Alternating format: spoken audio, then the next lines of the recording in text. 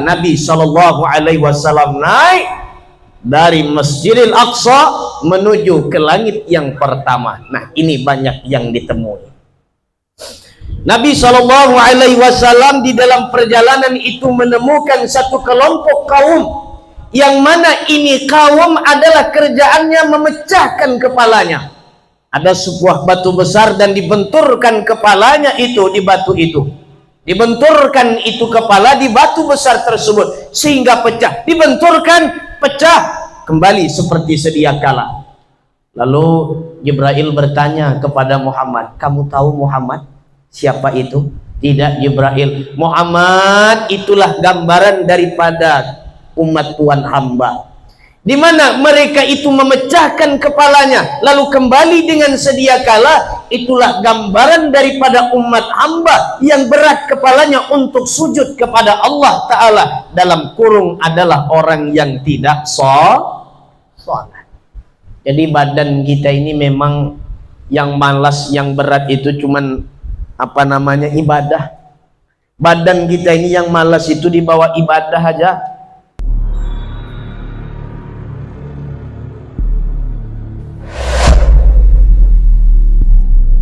Assalamualaikum warahmatullahi wabarakatuh.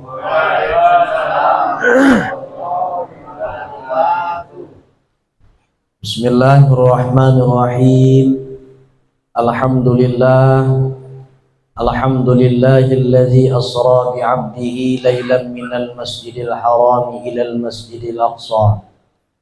Asyhadu an la ilaha illallah wahdahu la syarika lahu azza wa jalla, wa asyhadu anna sayyidana Muhammadan abduhu wa rasuluhul murtada.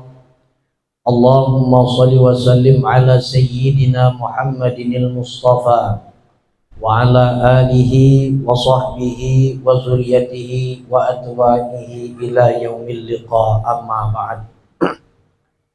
Raditu billahi rabba wa bil islami dina wa bi Muhammadin nabiyya wa rasula. Hasbunallahu wa ni'mal wakil, ni'mal maula wa ni'man nasir. La haula wa la quwwata illa billahil aliyyil azim.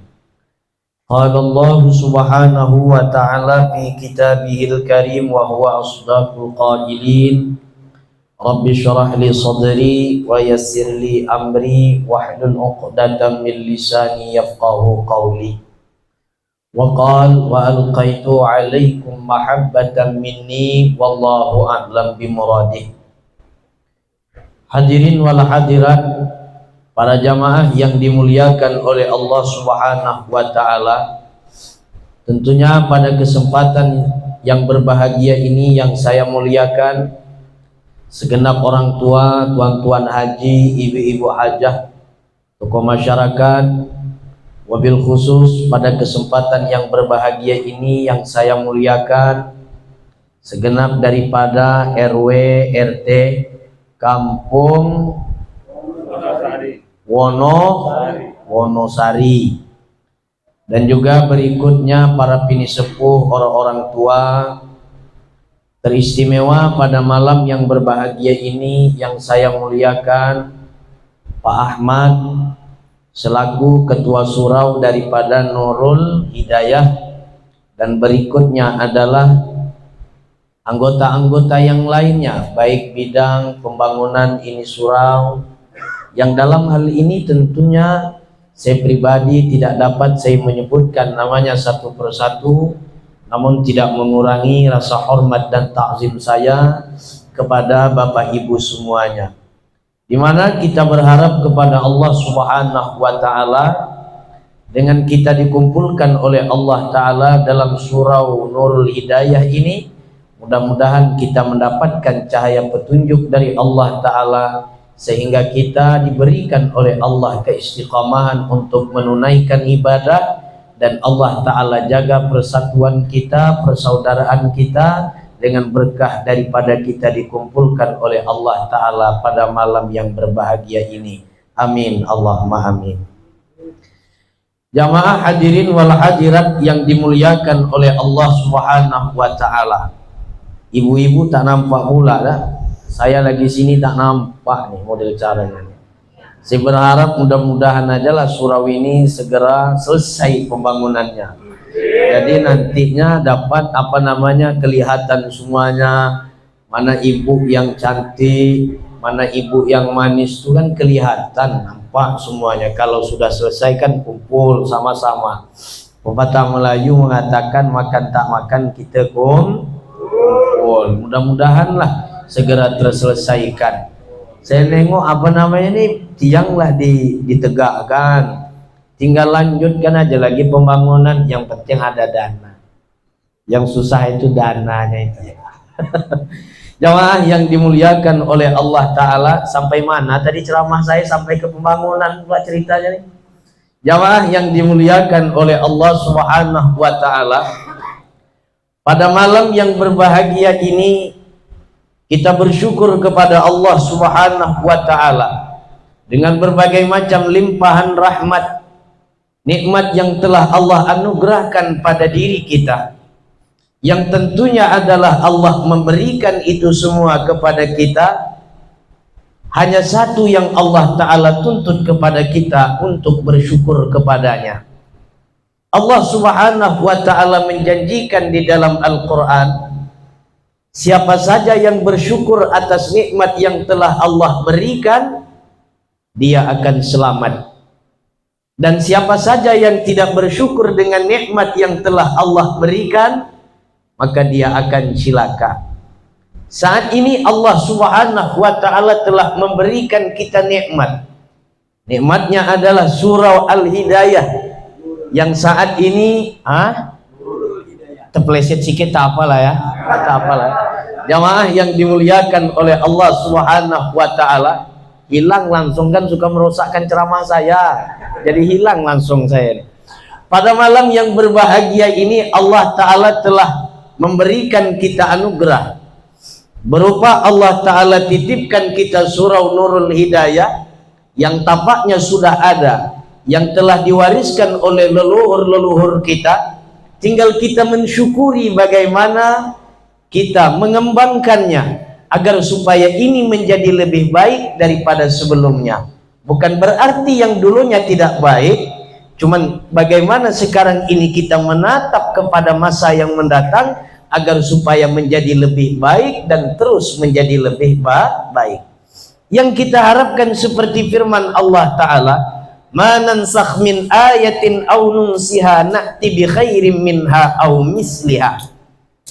Allah Subhanahu wa Ta'ala mewafatkan nabi-nabi yang terdahulu, Nabi Adam, Nabi Idris, Nabi Nuh, dan nabi-nabi yang lain.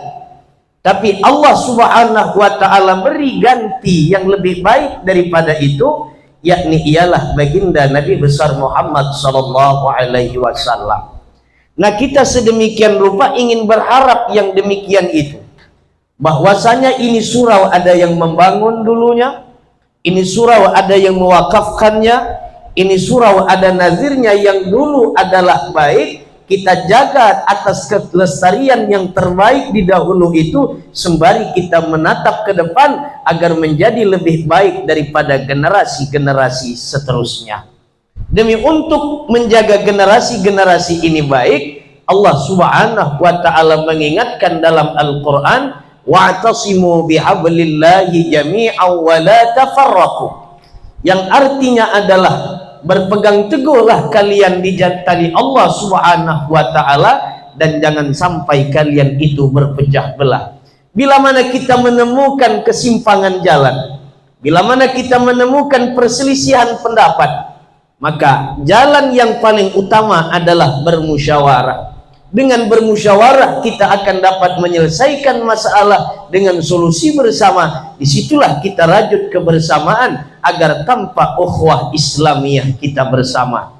Karena mengingat yang kita bangun ini adalah tempat ibadah, dan yang kita bina adalah umat muslim, maka yang didasari adalah dengan bertakwa kepada Allah Subhanahu wa Ta'ala. Para jamaah yang dimuliakan oleh Allah Ta'ala, saya kira dengan kita mensyukuri apa yang telah saya sebutkan di atas tadi, wabil khusus saya pribadi, insya Allah hidup kita akan selamat, dan di mana kita tinggal kita akan merasa damai dan nyaman, dan insya Allah kita akan mudah mendapatkan syurganya Allah Subhanahu wa ta'ala. Yang penting kita mensyukuri daripada nikmat yang telah Allah berikan pada diri kita. Saya kira ini andai kata, kalaulah andai kata Allah Subhanahu wa ta'ala menyuruh kita menghitung satu persatu daripada nikmat yang telah Allah berikan kepada kita, repot. Misalkan kata Allah Subhanahu wa ta'ala, wahai warga kampung Wonosari yang namanya adalah Bapak Anu bin Anu, tolong hitung bulu hidung yang telah aku berikan. Repot tak kira-kira ngitung bulu hidung? Kalaulah andai kata disuruh oleh Allah Ta'ala ngitung bulu hidung, repot tak kira-kira? Repot. Jangankan untuk ngitung bulu hidung yang susah di dalam hidung, ngitung bulu alis saja tidak bisa dihitung. Ada bu yang di belakang sana dapat ngitung bulu alis? Tidak ada yang dapat. Maka oleh karena itu alis dirapikan, dicela, asal jangan dicukur sahaja. Karena bila mana dicukur itu alis, ulama khilafiyah, ada yang mengatakan hukumnya makruh, dan ada pula ulama yang bertasyadud di dalam pendapat, ada yang mengatakan hukumnya adalah haram. Makanya alis yang sudah Allah Ta'ala titipkan pada diri kita ibu-ibu, jangan dicukur tapi dirapikan saja dengan cat. Kasih cat warna hitam, sap, kasih cat. Insya Allah dengan hal yang demikian itu termasuk daripada mensyukuri nikmat alis yang telah Allah berikan pada diri kita. Intinya adalah Allah tuntut pada diri kita satu adalah mensyukuri nikmatnya. Jangan sampai kita mengkufuri itu nikmat yang telah Allah berikan pada diri kita. Hadirin wal hadirat jamaah yang dimuliakan oleh Allah Subhanahu wa ta'ala. Ini belum masuk lagi Cak Asam tema Isra Mi'raj, baru mukadimah lah selama ini nih. Apalagi belum masuk sampai ke Isra Mi'raj, mungkin sampai subuh nih Cak Asam nih. Jamaah yang dimuliakan oleh Allah Ta'ala, siap bapak-bapak sampai subuh? Ya, siap tak siap wajib siap. Saya yang supirnya tergantung saya lah nanti di mana turunnya kan.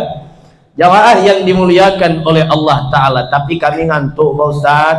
Ngantuk air ada, minum aja. Tapi kami belum kebagian kue, nanti kue kebagiannya.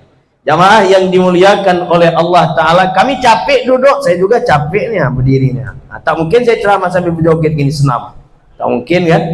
Jamaah yang dimuliakan oleh Allah Subhanahu wa ta'ala, agar supaya acara pada malam yang berbahagia ini penuh berkah, penuh manfaat dan wangi semerbak di hadapan para malaikat, dan tidak dikatakan majelis kita ini berbau bangkai, ada baiknya kita bersolawat kepada Nabi Sallallahu Alaihi Wasallam dengan bersama-sama kita melafalkan kalimat Allahumma salli ala Sayyidina Muhammad wa ala ali Sayyidina Muhammad. Semoga dengan kita bersolawat kepada beliau, kita mendapatkan syafaat beliau kelak di yaumil mahsyar nanti. Amin ya Allah ya Rabbal Alamin.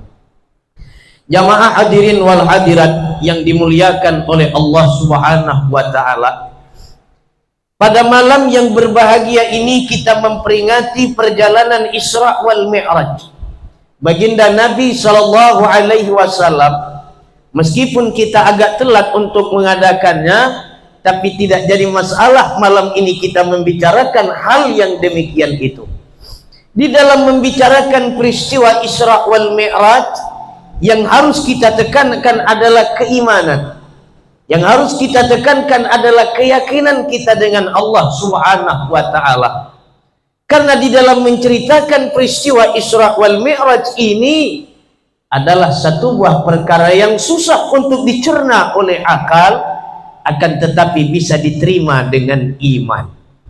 Allah Subhanahu wa ta'ala di dalam memulai kisah perjalanan Isra wal Mi'raj ini, Allah Ta'ala berfirman di dalam Al-Quran, Subhanalladzi asra bi'abdihi laylan minal masjidil haram ilal masjidil aqsa alladzi barakna hawlah linuriyahu min ayatina innahu huwas sami'ul basir. Allah Subhanahu wa ta'ala memulai di dalam menceritakan perjalanan Isra wal Mi'raj ini dengan kalimat subhana, yang artinya adalah maha suci Allah Subhanahu wa ta'ala yang memperjalankan Muhammad putra daripada Abdullah.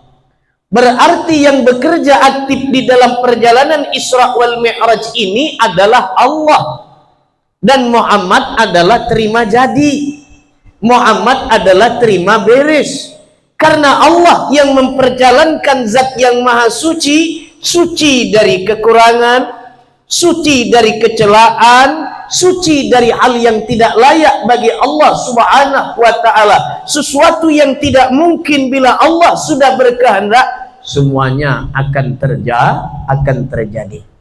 Banyak peristiwa yang besar, tapi Allah Ta'ala tidak memulai kisahnya itu dengan ayat subhana.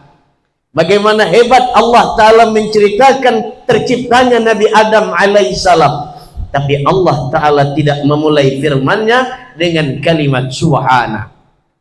Luar biasa hebatnya Allah Ta'ala menggambarkan kisah perjalanan Nabi Musa alaihissalam yang tongkatnya itu membelah lautan, dan berikutnya Fir'aun dikaramkan oleh Allah Ta'ala di Laut Merah, tapi kenyataannya Allah Ta'ala itu tidak memulai firmannya dengan kalimat subhana.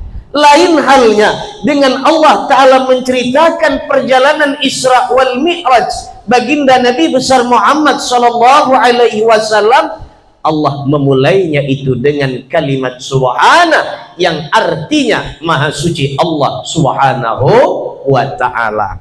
Khusyuk kali saya tengok bawa bapak dengarkan ceramah, saya khawatir khusyuk punya khusyuk, air liur keluar, tidur. Jamaah yang dimuliakan oleh Allah Subhanahu wa ta'ala, sampai mana tadi hilang lagi tuh. Saya kalau ceramah itulah hilang terus.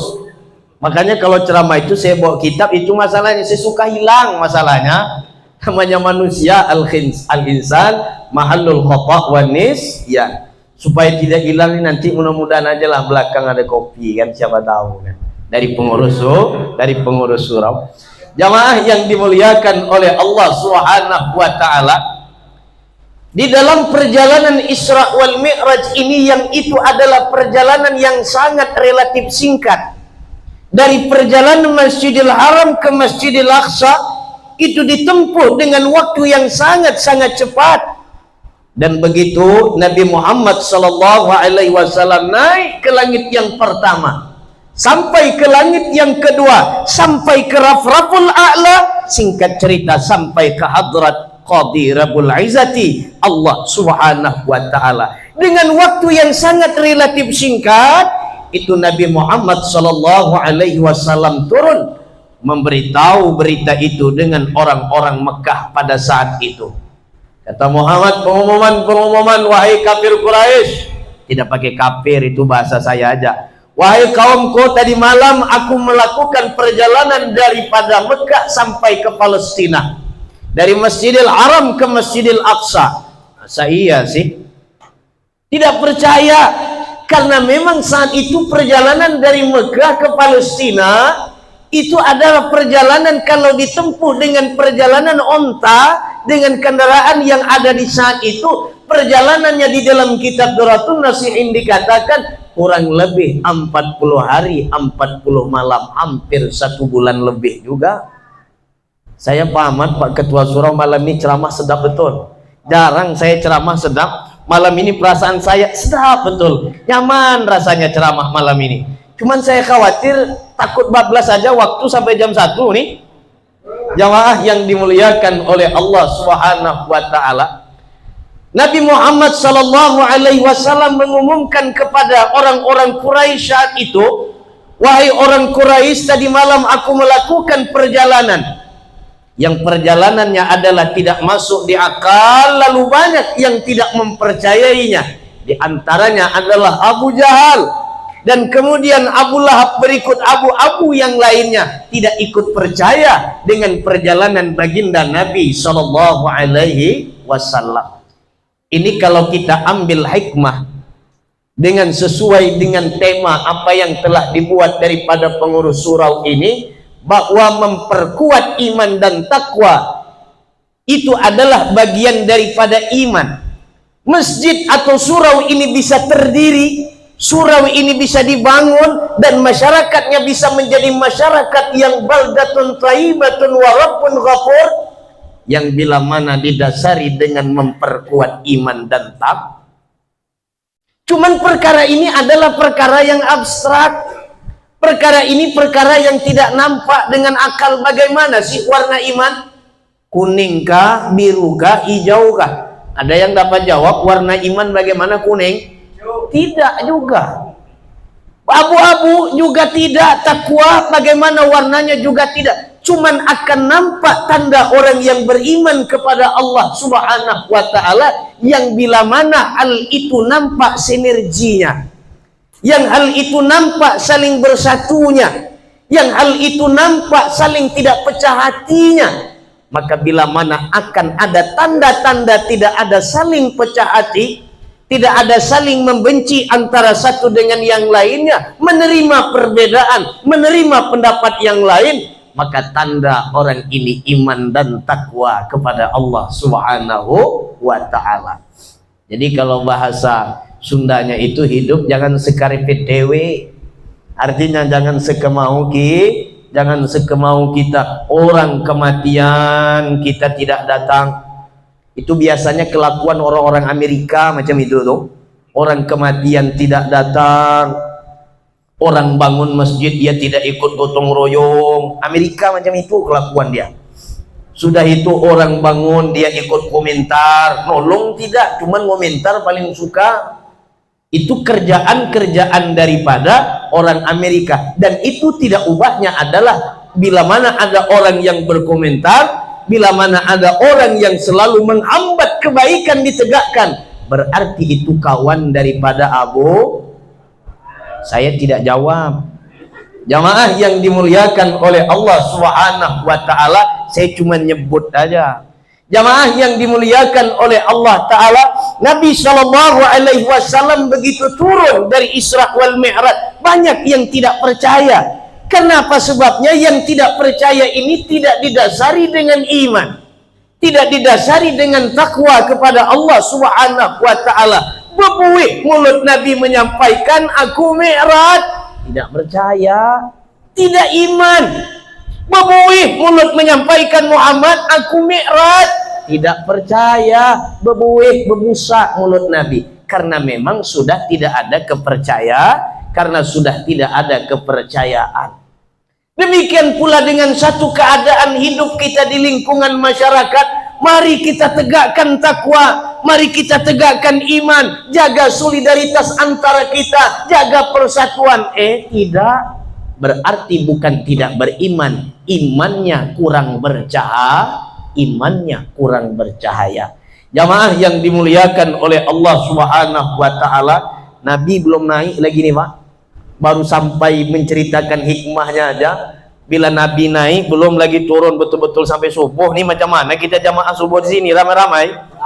Jamaah yang dimuliakan oleh Allah Subhanahu wa ta'ala, singkat cerita, Nabi SAW berjalan dari Masjidil Haram ke Masjidil Aqsa. Beliau berjalan, yang mana beliau itu berjalan dengan mengendarai dengan kendaraan borak. Namun sebelumnya Rasulullah telah dibedah dadanya dan diambil isi jantungnya, dibersihkan dengan air zam-zam 3 kali, lalu di situ dimasukkan cahaya iman, dimasukkan cahaya hikmah, dan di belakang pundak Nabi disitempeli dengan cap khatamun nubuwah, yang artinya adalah Nabi pamungkas daripada segala berjalan Rasulullah dari Masjidil Haram ke Masjidil Aqsa. Rasulullah berjalan Rasulullah sebelum sampai ke Masjidil Aqsa, sampai di satu tempat Rasulullah diperintahkan oleh malaikat Jibril untuk turun. Muhammad,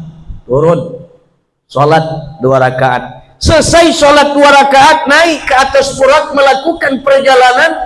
Lalu Jibril bertanya, Mat, kurang lebih begitulah kalau bahasa kita kawan akrabnya, Muhammad, Anda tahukah tempat yang Anda sholat tadi? Tidak, Jibril. Kalau Anda tidak tahu, itulah tempat yang bernama Taibah, dan disitulah Anda akan hijrah dari Mekah menuju ke Taibah, yakni ialah Madinah Al-Munawwarah, dan disitulah jasad Anda akan dikebumikan. Jadi Rasulullah berjalan, belum sampai di Masjidil Aqsa, di situ sudah ada perintah untuk sholat 2 rakaat. Singkat cerita, Nabi SAW berjalan lagi. Berjalan belum sampai beberapa menit, turun Rasulullah, diperintah oleh malaikat Jibril, Muhammad turun salat 2 rakaat. Begitu selesai menunaikan salat, naik lagi Rasulullah. Lalu Jibril bertanya, Muhammad, Anda tahu tempat yang Anda salat tadi? Tidak Jibril, itulah satu tempat yang disebut dengan Madyan, dan pohon yang Anda pakai untuk sholat di bawahnya tadi, itulah satu pohon tempat bersandarnya Nabi Musa setelah berbicara dengan Allah Subhanahu wa Ta'ala. Berjalan lagi Nabi Muhammad SAW bersama malaikat Jibril, belum sampai lagi ke Masjidil Aqsa Palestina, baru beberapa waktu diperintahkan oleh malaikat Jibril Muhammad untuk turun menunaikan salat 2 rakaat. Begitu selesai salat, Muhammad, Anda tahu tempat yang Anda salat tadi? Tidak tahu. Itulah namanya Bethlehem, tempat kelahirannya Nabi Isa alaihissalam. Singkat cerita, Nabi SAW sampai ke Masjidil Aqsa melaksanakan salat 2 rakaat, yang makmumnya adalah roh-rohnya orang saleh, dan roh-rohnya para anbiya, dan roh-rohnya orang-orang wali, dan yang menjadi imamnya adalah beliau, dan ikut sholat juga adalah para malaikat. Imamnya adalah Rasulullah, makmumnya adalah arwah-arwah orang saleh, berikutnya adalah para malaikat. Apakah tidak berkah di sekeliling antara Mekah dan Palestina? Artinya, Kampung Wonosari ini kalau ingin berkah, ingin barakna haulah, yang diberkahi oleh Allah Subhanahu wa Ta'ala, yang dijadikan baldatun thayyibatun wa rabbun ghafur, yakni ialah sama menjaga solidaritas antara kita. Artinya begitu siapa yang jadi imam, makmum dia. Siapapun yang jadi imam, makmum. Tidak ada merasa besar, aku tanda beimam dengan bapak itu baca Fatihahnya tak bagus, bapak itu utangnya banyak, tanda aku beimam dengan bapak itu malas. Ada macam itu di sini, tanda beimam dengan milih-milih imamnya? Tak ada. Yang ada itu paling daerah Amerika lagi, atau daerah Jepang, kelakuan macam itu. Jamaah yang dimuliakan oleh Allah Subhanahu wa Ta'ala, singkat cerita, Nabi SAW melaksanakan salat yang mana beliau bertindak sebagai imam, dan makmumnya adalah arwah-arwahnya orang saleh, dan berikutnya adalah para malaikat. Lalu Rasulullah begitu selesai salat disuguhi dengan 3 air. Ini keterangan di dalam kitab Kifayatul Muhtaj. Namun di dalam kitab Dardir, Rasulullah disuguhkan dengan 2 air. Yang pertama, air yang disuguhkan kepada Rasulullah adalah air madu. Yang kedua adalah air khamar, arak. Dan yang ketiga adalah air Rasulullah SAW begitu selesai salat disuguhkan 3 air, dan beliau Rasulullah memilih air susu. Apa jawab malaikat Jibril? Saddaqta ya Muhammad. Muhammad, Anda telah memilih yang benar. Jikalau andai kata engkau memilih khamar, umatmu semuanya sakau, semuanya mabuk. Sedangkan Nabi Muhammad memilih susu saja banyak yang sakau, apalagi Nabi Muhammad milih khamar. Kira-kira selesai Mi'raj ini ada tak air susu? Jamaah yang dimuliakan oleh Allah Ta'ala, mudah-mudahan Pak Ketua Mi'raj tahun depan ada air susu ya. Jamaah yang dimuliakan oleh Allah Ta'ala, jadi saya setiap ceramah tahun ini, yang saya sosialisasikan itu, yang saya suarakan setiap selesai ceramah, Mi'raj air susu, biar supaya Pak Ustadz tenggorokannya agak lancar sedikit. Jamaah yang dimuliakan oleh Allah Subhanahu wa Ta'ala, Nabi Shallallahu Alaihi Wasallam disuguhi dengan air susu. Lalu Jibril alaihissalam berkata, pilihanmu itu adalah dengan pilihan yang benar. Singkat cerita, Nabi Shallallahu Alaihi Wasallam naik dari Masjidil Aqsa menuju ke langit yang pertama. Nah, ini banyak yang ditemui. Nabi Shallallahu Alaihi Wasallam di dalam perjalanan itu menemukan satu kelompok kaum, yang mana ini kaum adalah kerjaannya memecahkan kepalanya. Ada sebuah batu besar dan dibenturkan kepalanya itu di batu itu. Dibenturkan itu kepala di batu besar tersebut sehingga pecah. Dibenturkan, pecah kembali seperti sedia kala. Lalu Jibril bertanya kepada Muhammad, kamu tahu Muhammad siapa itu? Tidak Jibril, Muhammad itulah gambaran daripada umat Tuhan hamba, di mana mereka itu memecahkan kepalanya lalu kembali dengan sedia kala. Itulah gambaran daripada umat hamba yang berat kepalanya untuk sujud kepada Allah Ta'ala, dalam kurung adalah orang yang tidak sholat. Jadi badan kita ini memang yang malas, yang berat itu cuman apa namanya, ibadah. Badan kita ini yang malas itu dibawa ibadah aja badan kita ini. Tapi kalau bawa selain daripada ibadah kuat, mancing itu kuat, mancing tuh yang paling besar ketawanya dia hobi mancing. Berarti jamaah yang dimuliakan oleh Allah Subhanahu wa taala, badan kita ini kalau dibawa mancing kuat, tapi kalau dibawa zikir la ilaha illallah, la ilaha illallah. Pak Imam ini lama betul zikirnya, biasa tak pernah zikir pula. La ilaha illallah, la ilaha illallah. Pak Imam jadilah zikir, asam murad akunlah kambuh nih. La ilaha illallah, la ilaha illallah. Memang badan kita ini beratnya adalah di dalam urusan ibadah. Tapi selain daripada ibadah, badan kita kuat. Selain daripada ibadah, badan kita gagah. Selain daripada ibadah, badan kita semangat. Tapi begitu dibawa ibadah, badan kita ini agak berat. Nah, di dalam kitab Manaqibul Awliya wal Fudala, Al-Imam Malik bin Dinar menyebutkan, idza ra'aita kasawatan fi qalbika wa wahanan fi badanika wa irmanan fi rizqika fa'lam annaka takallamta la yu'niyaka fi.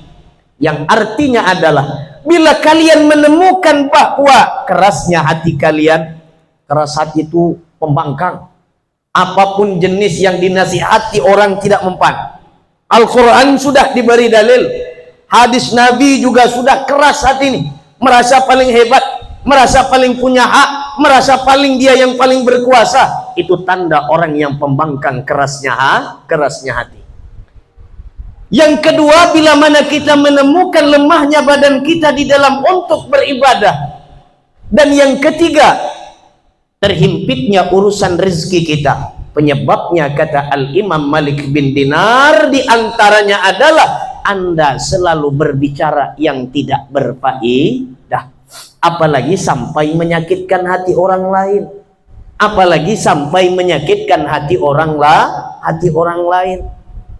Bila mana mulut kita ini sudah menyampaikan sesuatu perkara yang tidak layak, yang menyakitkan hati orang lain, yang menganggap remeh-temeh dengan urusan orang lain, maka pengaruhnya kerasnya hati. Dan yang kedua, terhimpitnya rizki, lemahnya badan di dalam melaksanakan amal ibadah. Perlu dievaluasi dalam masalah mulut.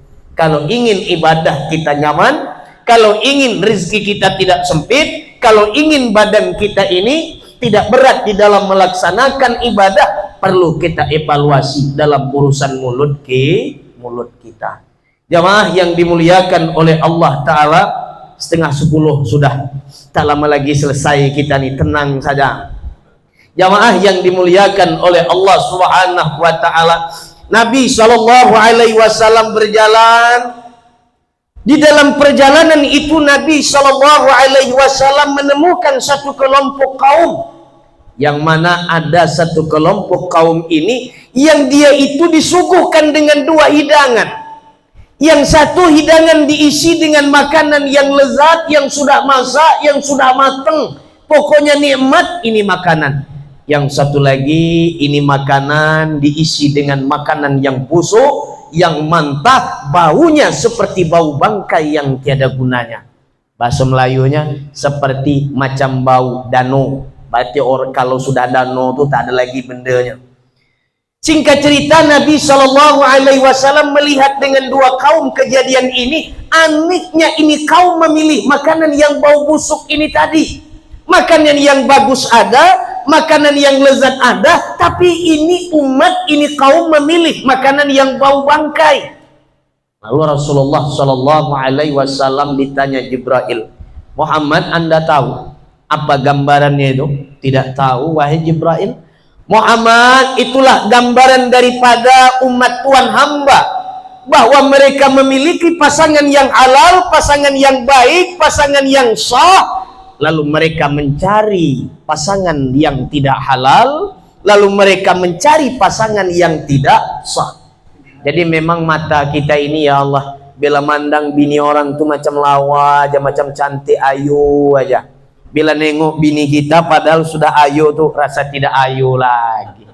Jamaah yang dimuliakan oleh Allah Subhanahu wa taala.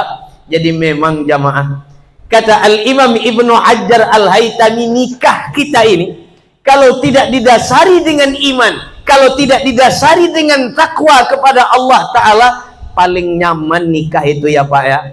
Ya Pak, para pesepuh-sepuh, nikah kita itu paling nikmat tuh 3 hari. Ya betul? Nikmatnya nikah itu 3 hari. Kalau 3 hari itu bau bini masih tercium, laki masih tercium bau istri, istri masih tercium bau bini, 3 hari. Sudah itu paling lama 3 bulan. Tapi kalau sudah nikah 2, 5, 6 tahun, apalagi sampai berpuluh-puluh tahun, itu kabel tidak konslet lagi. Kabelnya itu kurang konslet. Tapi kalau nikah baru sedikit aja terpegang konslet langsung. Jamaah yang dimuliakan oleh Allah Ta'ala. Tapi kalau nikah sudah 5, 6 tahun, 8 tahun, apalagi sampai bercucu, anteng aja disentuh macam mana tidak konslet. Jamaah yang dimuliakan oleh Allah Subhanahu wa taala. Jadi memang perlu kita ini menikah didasari dengan iman dan takwa kepada Allah Ta'ala. Bila mana tidak betah mata kita ini melihat istri orang, betah mata kita ini melihat suami orang, dan selalu mencari kesalahan istri dan selalu mencari kesalahan suami, kalau tidak didasari dengan iman dan takwa kepada Allah Subhanahu wa ta'ala. Singkat cerita, Nabi naik ke langit yang pertama, kedua, ketiga, keempat, kelima, keenam, ketujuh, bertemu dengan Allah Subhanahu wa ta'ala turun. Nabi turun, dapatlah perintah dari Allah Subhanahu wa ta'ala, yakni ialah mendirikan salat. Yang tadinya adalah salat itu diperintah oleh Allah Ta'ala adalah 50 waktu. Kemudian minta rukhsah, keringanan dengan sebab proposal daripada Nabi Musa, lalu menjadilah 5 waktu. Pinta pertama jadi 25, pinta yang ketiga, pinta yang kedua jadi 25, pinta yang ketiga jadi 15, dan pinta yang seterusnya itu baru menjadi 5 waktu. Nah, mengapa sebabnya di dalam kitab Hikmatut Tasyri', mengapa sebabnya Isra Mi'raj itu terjadinya pada tanggal 27 Rajab?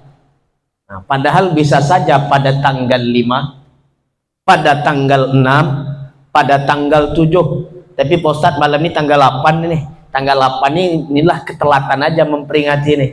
Isra Mi'raj itu dijadikan pada tanggal 27 Rajab.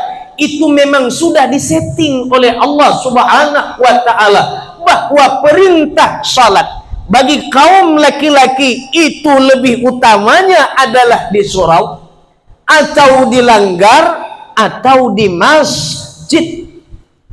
Kenapa sebabnya? Orang yang mendirikan salat dengan berjamaah, maka dia akan mendapatkan ganjaran berapa derajat?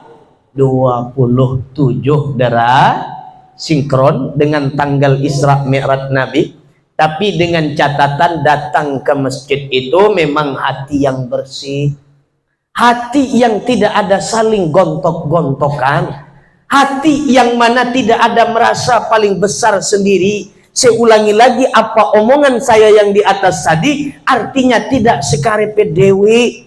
Orang datang ke masjid itu tidak mementingkan pribadi amaliyah kita, tidak. Apalah artinya ibadah kita bagus, takwa kita bagus, tapi melihat orang,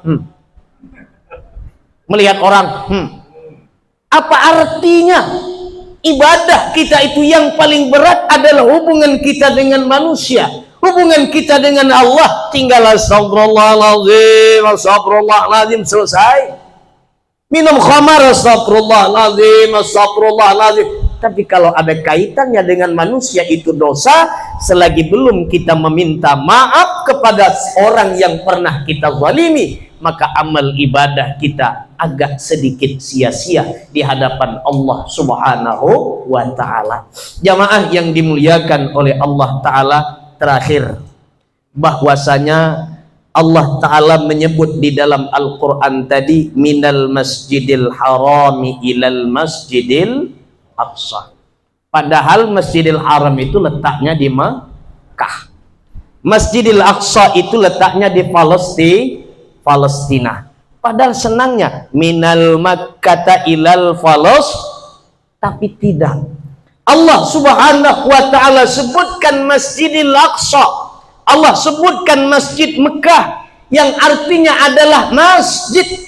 Artinya apa? Di dalam kitab Hikmatut Tasyrik, bahwasanya Nabi Shallallahu Alaihi Wasallam membangun tempat utamanya di dalam menyelesaikan masalah, di dalam menyelesaikan berbagai macam konflik dengan suku-suku yang lain seperti Bani Quraiza, Bani Qainuqa, Bani Nazir dan Bani yang lainnya. Itu tempatnya adalah di dalam masjid.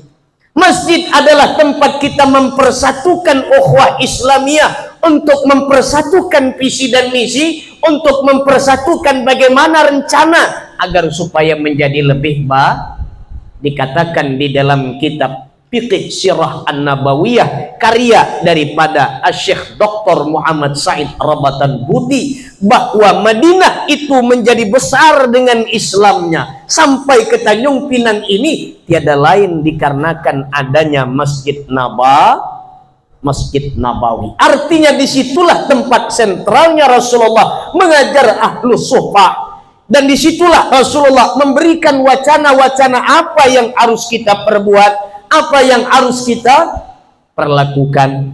Nah, jamaah yang dimuliakan oleh Allah Ta'ala, jadi perlu kita merubah mindset pemikiran kita ini. Jangan sampai kita memikirkan lolo, gue, tidak. Tapi perlu kita kembangkan pemikiran kita ini, tidak seortodok apa yang ada di zaman jahili, apa yang ada di zaman jahiliyah. Karena apa sebabnya? Masjid itu adalah al-ussisa ala taqwa. Membangun masjid itu didasari dengan takwa kepada Allah. Membangun masjid adalah tempat membina takwa kepada Allah. Ini maaf, jangan ada yang tersinggung Pak Ketua. Mohon jangan sampai ada tersinggung. Ini surau apabila dibangun tidak didasari dengan takwa kepada Allah, sia-sia. Ini surau apabila tidak didasari dengan iman kepada Allah Ta'ala, yang dapat hanya capek, yang dapat hanya penat. Maka penting di dalam kita membangun itu, kita jalin hubungan solidaritas antara satu dengan yang lainnya. Dan yang berikutnya adalah kita jangan menjadi seperti kayu penghalang di setiap kebaikan itu mau bertegak berdiri. Dikatakan di dalam satu buah riwayat, yang barang siapa menghambat seseorang untuk melakukan kebaikan, maka dialah adalah menjadi durinya, dan dia akan dicampakkan oleh Allah Ta'ala di dalam neraka sakar bersama orang-orang yang tidak mendirikan sholat. Jadi saya harap untuk di kampung ini dan juga umumnya adalah di mana-mana saja, bahwasanya bila kita tidak dapat menjadi pendorong di dalam mendirikan kebaikan, paling tidak kita ikut senang di dalam kebaikan tersebut. paling tidak kita ikut bahagia bahwa adanya kebaikan. Orang yang ikut senang dengan kebaikan ada, orang yang ikut senang di dalam memperjuangkan kebaikan, berarti dia ridha. Agama Islam ini disiarkan, Allah berfirman dalam Al-Quran, in tansurullah yansurukum, bila kalian tolong agama Allah maka Allah akan tolong kalian. Artinya kalau kita tidak bisa nyumbang pasir, tenaga, kalaupun kita tidak bisa nyumbang tenaga, maka kita sumbangkan pikiran. Tidak pun juga kita bisa nyumbang pikiran, paling tidak kita tidak menjadi duri di dalam itu, dalam kebaikan. Kenapa saya tegaskan hal ini? Mudah-mudahan supaya ini menjadi masjid yang baik, dan di dalam hal ini semua tidak ada saling bontok-bontokan, dan juga mudah-mudahan kita menjadi orang yang bertakwa kepada Allah Subhanahu wa Ta'ala. Bila ada masalah antara satu dengan yang lainnya antara kita, wabil khusus saya pribadi yang menyampaikan ceramah pada malam yang berbahagia ini, maka kita selesaikan dengan kepala dingin, jangan sampai kita simpan di dalam hati. Pepatah Arab menyatakan bahwasanya orang yang selalu menyimpan ketidaksenangan di dalam hati, maka akan merasuk di dalam jiwanya dan hidupnya akan stres. Tapi bila mana orang tersebut menyimpan satu masalah di dalam lewat pikirannya dan dia sampaikan itu suatu yang tidak dia senang, maka insya Allah itulah tanda orang yang bijak. Dan orang yang bijak adalah orang yang dimana ketika dia mengeluarkan pendapat, namun dia mampu menghargai pendapat orang lain bila pendapatnya itu tidak bisa dipakai. Itu keterangannya ada di dalam kitab As-Sirah, di dalam kitab Ar-Risalah Al-Qushairiyah, karya daripada Syekh Abdul Karim Al-Qushairi. Mudah-mudahan pengajian kita membawa berkah, manfaat, anak cucu kita dijadikan anak cucu yang soleh dan solehah, dan juga mudah-mudahan masjid ini khususnya ya, sekali lagi masjid ini mudah-mudahan terwujud apa yang menjadi cita-cita orang kampung Sido Wonosari, Sido Jasa pula lagi sikit lagi. Mudah-mudahan terwujud, dan kita yang sebentar lagi menyambut bulan suci Ramadan, mudah-mudahan Allah Ta'ala pertemukan dengan bulan suci Ramadan, umur kita dipanjangkan oleh Allah Ta'ala dengan berkat Al-Fatihah. Wabillahi minasyaitonirrajim. Bismillahirrahmanirrahim. Alhamdulillahi rabbil alamin, arrahmanir rahim, maliki yaumiddin, iyyaka na'budu wa iyyaka nasta'in, ihdinas siratal mustaqim, siratal ladzina an'amta 'alaihim ghairil maghdubi 'alaihim waladdallin. Amin. Saya berdoa atau izin ya? Saya berdoa Pak ya. Bapak-bapak izin ya. A'udzubillahi minasyaitonirrajim. Bismillahirrahmanirrahim. Alhamdulillahi rabbil alamin, hamdan syakirin, hamdan hamidin, hamdan na'imin, hamdan yukafi'u mazidah. Ya Rabbana lakal hamdu kama yanbaghi li jalali wajhikal karim wa 'azimi sultanik. Subhanaka la nuhsi thana'an 'alaika anta kama asmaita 'ala nafsik. Falakal hamdu hatta tarda, walakal hamdu idza radita, walakal hamdu ba'da ridha. Allahumma shalli wa sallim ala sayyidina Muhammad wa ala ali sayyidina Muhammad. Allahumma syrah lana fi sadrina waftah alaina futuhal arifin. Allahumma yassir lana ziyarata Makkah wal Madinah bi barakati sayyidina Muhammadin sallallahu alaihi wasallam. Allahumma rabbahil wal haram wa rabb masyaril haram wa rabb baitil haram wa rabb rukni wal maqam abligh li sayyidina Muhammad minas salam. Allahumma barik lana fi syahri Sya'ban wa ballighna Ramadan. Rabbana atina fid dunya hasanah wa fil akhirati hasanah wa qina azabannar. Subhanakallahumma wa bihamdik, asyhadu an la ilaha illa anta, nastaghfiruka wa natubu ilaik. Wa sallallahu ala sayyidina Muhammadin nabiyil ummi wa ala alihi wa sahbihi wa baraka wa sallam. Subhana rabbika rabbil izzati amma yasifun, wassalamun alal mursalin, walhamdulillahi rabbil alamin. Bismillahil Fatihah. Bismillahirrahmanirrahim. Alhamdulillahirabbil alamin, arrahmanir rahim, maliki yaumiddin, iyyaka na'budu wa iyyaka nasta'in, ihdinas siratal mustaqim, siratal ladzina an'amta 'alaihim ghairil maghdubi 'alaihim waladdallin. Amin. Taqabbalallahu minkum.